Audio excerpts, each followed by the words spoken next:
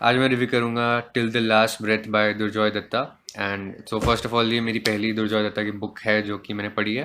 तो इससे पहले हम रिव्यू स्टार्ट करें, if you want me to read any book and review any book, मुझे कमेंट्स में बताओ and I will get the review out. So ये मेरी पहली बुक थी दुर्जॉय दत्ता की जो मैंने पढ़ी।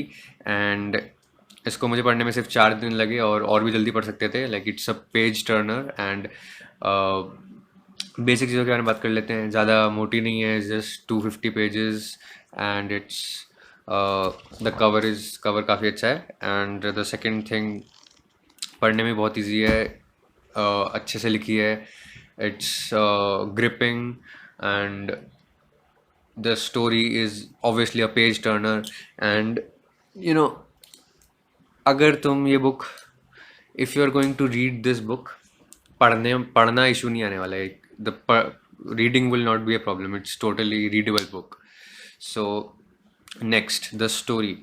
सो the story line is fucking crazy, and by crazy I mean in a very positive way.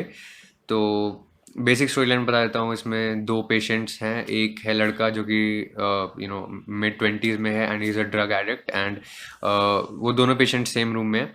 And दूसरा पेशेंट है एक लड़की जो कि you know she is suffering from ALS मतलब द सेम डिजीज़ जो कि स्टीफन हॉकिंग्स को था, जिसमें सिर्फ तुम्हारा सारा बॉडी शट डाउन हो जाती है and only your mind works. So वही डिजीज उस लड़की को है। And both of these patients are in the same room and they are struggling through their treatment. तो कैसे वो टिल द लास्ट ब्रेथ तक उनका ट्रीटमेंट चलता है, ये उस स्टोरी में दिखाया है। और क्या क्या वो इमोशंस फील करते हैं। तो पहली बात तो ये कॉन्सेप्ट अपने आप में ही बहुत इंटरेस्टिंग है कि दो लोग जो मरने की कगार पे हैं, उनको आप उनकी थॉट प्रोसेस क्या है, आप उसको करीब से देखते हो। अब दुर्जॉय दत्ता ने ये कैसे कंक्लूड किया होगा कि वो मरते टाइम क्या सोचते हैं, वो मुझे नहीं पता। Maybe he must have known some people who have faced death and he must know how they think at the time of death. तो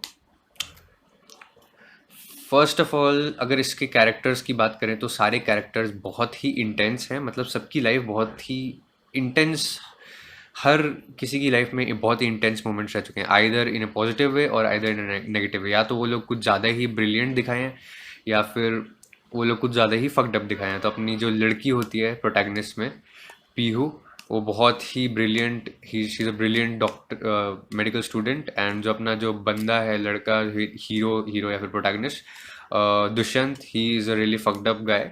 and fucked up in the sense कि he is an fucking addict, cocaine addict, drugs and alcohol, everything. So अब इसमें दिखाया ये है कि obviously वो लड़का, उसके उसके लिवर एंड किडनीज फेल हो रहे होते हैं because of the addiction that he has. तो ऐसे वो मर रहा होता है। तो फर्स्ट ऑफ ऑल इसमें, क्योंकि सारे कैरेक्टर्स और भी 3-4 कैरेक्टर हैं जो कि बहुत ही इंटेंस हैं, एंड ऐसे लोगों को आप हो सकता है मिलो भी, बट ऐसे लोग मुझे नहीं लगता कि बहुत ज़्यादा आपको दिखेंगे, इतने इतनी इंटेंस जिनकी लाइफ लाइफ स्टोरीज है। और भी 2-3 कैरेक्टर्स जिनकी लाइफ बहुत इंटेंस है ऐसे ही बिल्कुल। तो first of all the characters are extreme, kind of extreme. And second of all, उनको बहुत ही मुश्किल सिचुएशन में रखा गया है। ऑब्वियसली इसमें रिलेशनशिप्स भी दिखाई हैं, ब्रेकअप्स भी दिखाए हैं। एंड कैसे हमारे कैरेक्टर्स रियलाइज़ करते हैं कि शायद अब वो लोग maybe they will be on a path to death, maybe शायद अब वो अगले 6 महीने में भी ना जिंदा रहे। एंड कैसे वो उस चीज़ से कोप करते हैं। तो ये तो है तुम्हारी basic story line, and it is brilliantly written. अगर तुम पढ़ोगे तो 3-4 जगह तुम्हें कम से कम बुक में आंसू तो निकल ही आएंगे, मेरे साथ तो हुआ। एंड अगर तुम बोलो इज़ इट रियलिस्टिक, या इट्स ऑफ कोर्स रियलिस्टिक, क्योंकि there are fucked up people. Brilliant लोग थोड़े इतने कम दिखने को मिलते हैं, एंड बट फक्ड अप लोग तो तुमको आराम से दिख जाएंगे। तो it is definitely possible, everything is possible. तो अब दूसरी चीज़ जो जस्ट मैं एक और चीज़ बताता हूँ जो कि मुझे थोड़ी बॉदर करी थी, and I think that this is not to these there are two things that I think that are not very realistic. मतलब ज़रूरी नहीं ये हो रियल लाइफ में। So first of all, the concept of love. जिस तरह से क्योंकि ये जो किताबें हैं जो कि चेतन भगत लिखता है या फिर अपना दो ही इंडियन ऑथर के बारे में पढ़ा है, तो चेतन भगत और दुर्जोय दत्ता, ये जिस तरह से किताब लिखते हैं वो अच्छा तो बहुत है, बट जब मैं वो पढ़ता हूँ तो मुझे ऐसा लगता है कि बॉलीवुड की मूवी चल रही है वहाँ पे, तो सेटिंग उनकी फील वैसा ही आ जाता है। तो इसमें कुछ खराब नहीं है, but it's just feels like a कि मैं सिनेमा में बैठ के बॉलीवुड की एक पिक्चर देख रहा हूँ। तो इसमें जो लव का कॉन्सेप्ट है वो बिल्कुल वैसा ही है जो अपने करंटली बॉलीवुड में दिखाया जाता है कि अनकंडीशनल लव, एक बार प्यार हो गया तो हो गया, फिर अब कुछ नहीं कर सकते, you are soulmates for life, which is I do not believe it's a realistic idea, और this is bullshit to be raw.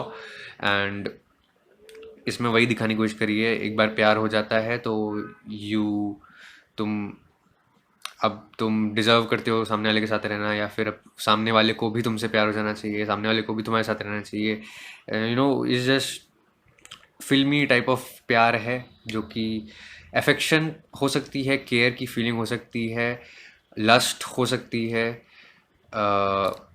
The you know वही रियलिस्टिकली केयर हो सकती है, but I do not want to call this love. प्यार ऐसा नहीं, प्यार होता ही नहीं है, मतलब ये प्यार का गलत रिप्रेजेंटेशन है। If you meet a good person and you can choose to love them instead of कि भाई प्यार हो गया तो अब क्या क्या। इसका वही मतलब है कि अगर तुमको एक गलत इंसान से प्यार हो जाता है तो you can choose to not love them as well, जो कि लोगों को कई बार लगता है, बॉलीवुड में गलत दिखाया जाता है कि प्यार हो गया तो अब कुछ नहीं कर सकते, ये बकवास है। तो वो आइडिया थोड़ा इसमें दिखाया जो कि बॉदरिंग था मेरे लिए थोड़ा पढ़ना। एंड सेकंड थिंग जो कि थोड़ा सा अनरियलिस्टिक मेरे को लगा वो था कि अ, इसमें जितने भी लोग हैं ऑलमोस्ट सब एंड तक एक कॉमन ग्राउंड पे आ जाते हैं या फिर एक सेम पेज पे आ जाते हैं। मतलब भले ही स्टोरी के एंड में फेटैलिटी है, क्या बोलेंगे इसको, फेटैलिटी जो भी, एंड में कोई ना कोई तो मरता ही है, मैं बताऊंगा नहीं, लेकिन ऐसा दिखाया है कि सब most of the people they understand what's happening, दूसरे लोग उनके बारे में क्या सोच रहे हैं। तो बेसिकली समझ लो तुम्हारे हीरो, जो दोनों प्रोटैगनिस्ट हैं, उनके पेरेंट्स समझ पाते हैं कि वो what they are going through, and they are able to sympathise and empathise both. तो वो उनको भी कंफर्ट, वो they are able to comfort the characters as well, and they are able to understand what they are feeling at the same time. तो and एक और दूसरे character है जो जिसके बचपन में काफ़ी कुछ ट्रॉमेटिक हुआ था, फिर अचानक से उसके पापा कन्फेस करते हैं कि देखो ये तो हुआ था एंड आई अपोलोजाइज एंड ऐसा नहीं होना चाहिए था एंड मैं तुम्हारी बातें सारी समझता हूँ। तो बेसिकली ऐसा दिखाया है कि sort of a happy ending, जहाँ पे सारी जो सही बातें हैं, all the right things have been said at the right time and everything is now okay, which does not happen in real life at all। बहुत बारी जो लोगों को वो जो चीज़ें बोलनी होती है वो नहीं बोलते, एंड लोग एम्पैथाइज नहीं कर सकते, और हर कोई तुमको नहीं समझेगा। एंड इतना इतना इतना प्यार और इतनी वार्मथ मैंने तो कभी फील नहीं करी अपनी लाइफ में, असली में मेरे को इतनी अनकंडीशनल लव, या फिर यू नो मैं जो सोच रहा हूँ वो सामने वाले बिना बताए ही समझ रहे हैं, ऐसा नहीं होता। एंड इवन तो दिखाया काफ़ी अच्छे से है, but I felt a bit off के ठीक है, just because something bad is happening to you और something difficult is happening to you doesn't mean के हर कोई तुमको समझ ही जाएगा, है ना। तो नहीं तो इतनी सफरिंग होती ही नहीं दुनिया में, अगर हर कोई किसी को समझ रहा होता, which is a good thing अगर तुम ऐसा if you can make it possible. तो इसका ऐसा क्यों नहीं होता, उसका रीज़न यही है कि लोग अपने आप को एक्सप्रेस नहीं कर पाते ठीक से। I have a huge problem of expressing my self, and मैं खुद कई बार ऐसी चीज़ें नहीं बोल पाता जो मुझे जिन लोगों से बोलनी है, और उस तरीके से भी नहीं बोल पाता, और वो निकलती भी नहीं उस तरह से, because I am not an actor. तो मैं जब कुछ बोलता हूँ तो वो ऐसे ही जैसे मैं अभी बोल रहा हूँ, बहुत एक्सप्रेसिव वे में नहीं निकलता, और कोई आंसू वांसू नहीं आते, जो भी है यार। तो थोड़ा सा वो वही बॉलीवुड फिल्मी स्टाइल में है, but anyway it's a very great story, inspirational है। अगर तुम वेरी स्ट्रांगली कुछ चीज़ें फील करना चाहते हो तो तुम्हारे लिए बहुत अच्छी है। If you love to cry तो बहुत मतलब मज़ा आएगा तुमको पढ़ने में, काफ़ी एंटरटेनिंग है। एंड इट विल बी मतलब तुम उसको एक बार पढ़ना शुरू करोगे तो तुम और एक बार तुम इसको पढ़ना शुरू करोगे तो तुम पूरी पढ़ के ही छोड़ोगे फिर, ऐसी किताब है ये।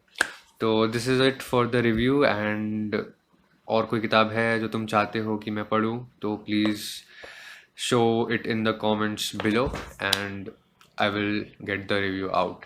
सी you later. Thanks for watching.